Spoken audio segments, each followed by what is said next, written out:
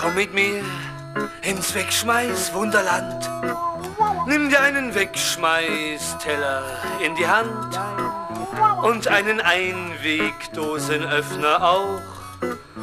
Dann gehen wir zu der Wegwerfkühlbox hin und nehmen eine Dose Eintagsschönheit raus. Oh Baby, komm, komm, komm mit mir ins Wegschmeiß-Wunderland.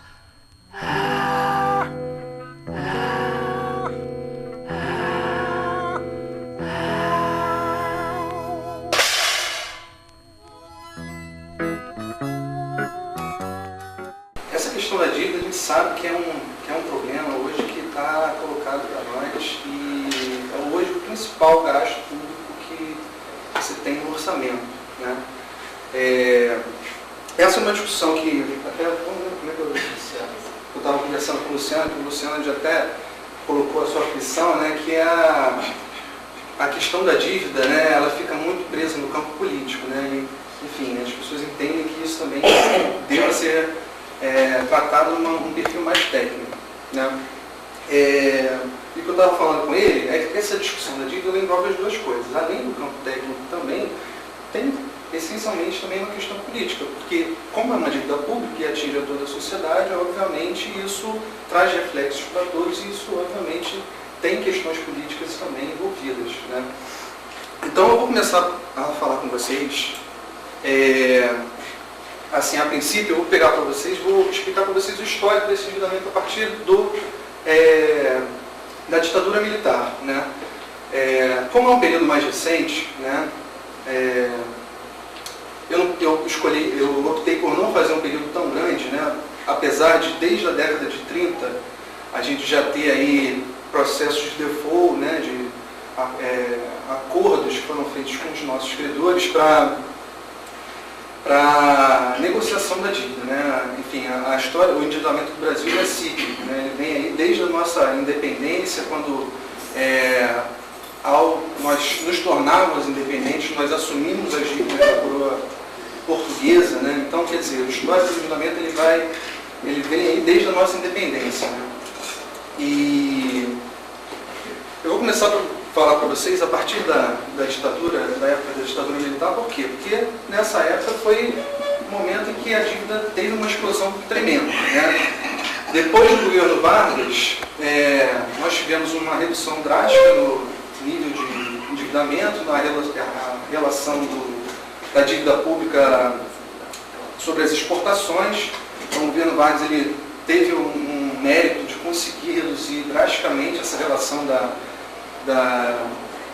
do endividamento público, né? Diminuiu bastante o endividamento, fez uma auditoria da dívida, inclusive, também verificou que vários dos contratos de empréstimos não existiam, simplesmente não havia controle desses empréstimos. E a partir da ditadura militar que esse processo de endividamento ele começa novamente a ascender e até hoje a gente está vivendo essa situação, né? E aí eu vou pegar para vocês a questão da crise do petróleo, abordando um pouco a influência da crise do petróleo no endividamento, o aumento dos juros, né, dos Estados Unidos no finalzinho da década de 70, e 79 e 81, a segunda crise do petróleo também, nessa mesma época, né? Vou abordar para vocês a questão da moratória de 87 aqui no Brasil. Na verdade, os técnicos, as pessoas dizem que foi uma moratória técnica, né? Ela não foi uma moratória completa, ela foi só uma moratória em relação aos juros pagos aos credores privados, ela não foi uma moratória completa, né? E aí, pegando já a nova fase, a globalização, né, os reflexos da globalização nesse endividamento, e aí abordando o PAC, o programa atual do governo, né, em relação a como se acelerar o crescimento do Brasil, né, em função desses índices que vêm sendo levantados, índices muito ruins, a economia sempre, né, o mundo inteiro está crescendo, só nós estamos ali naquele crescimento bem baixo, né? E, por fim, vou colocar para vocês mais ou menos o que a Rede Jubileu Sul já tem de acúmulo em relação a essa questão da dívida, né? A questão da auditoria da dívida, etc. Bom, então vou começar a falar para vocês a questão da década de 70 e da década de 80, que foi um dos períodos mais complicados do questão da dívida, né? Até nesse período, desde a independência do Brasil, o endividamento público, basicamente ele foi focado no endividamento externo, né? Então, década de 30, 40, 50, 60, 70, o endividamento público externo ele era muito grande, né? O endividamento interno era bem baixo, praticamente não existia, né? Então existia uma preferência pelo endividamento externo, né?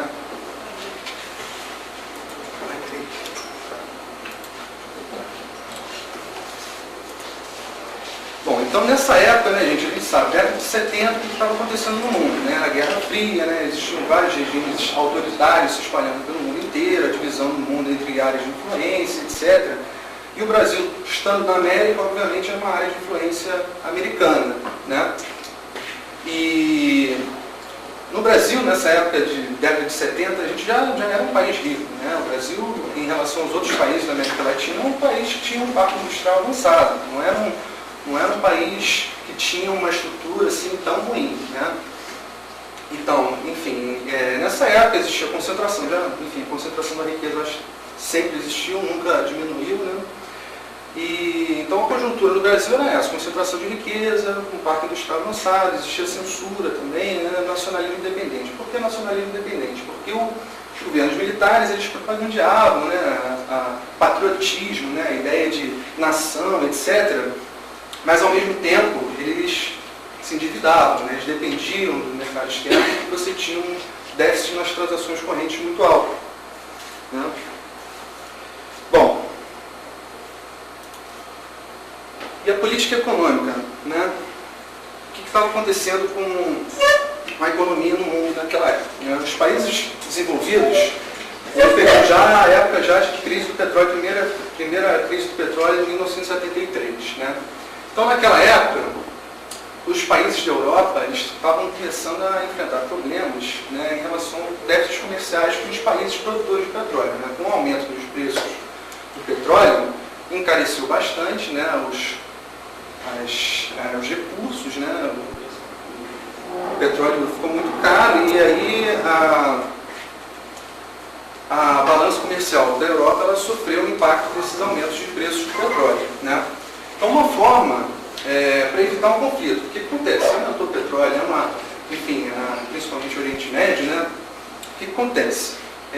Isso pode gerar conflito, ainda mais na década de 70 com a Guerra Fria, né? Então, isso incita um conflito, né? Talvez militar, né? Só que o que aconteceu? Para evitar esse conflito, para que isso não acontecesse, o que foi feito? Os bancos que recebiam esses petrodólares, né, o dinheiro que vinha da produção, desse aumento dos preços do petróleo, eles eram depositados nos bancos internacionais, né? Então, existe uma fartura muito grande de dinheiro, né, nos bancos. Então, esses bancos eles ficavam com caixa muito alta, uma liquidez muito alta, né? Então, isso tinha um custo. Então, o que aconteceu? Esses bancos eles começaram a incentivar empréstimos a países em desenvolvimento, como o Brasil, África do Sul, Filipinas, enfim, vários países do mundo receberam esses empréstimos como uma forma de reciclar esse dinheiro, né? Então, ao mesmo tempo que se tem um passivo, né, pelos depósitos dos petrodólares nos bancos internacionais, isso sendo um passivo, ao mesmo tempo eles reciclaram isso e aí fizeram um ativo, né? Ativaram com os empréstimos que foram feitos aos países da periferia, né?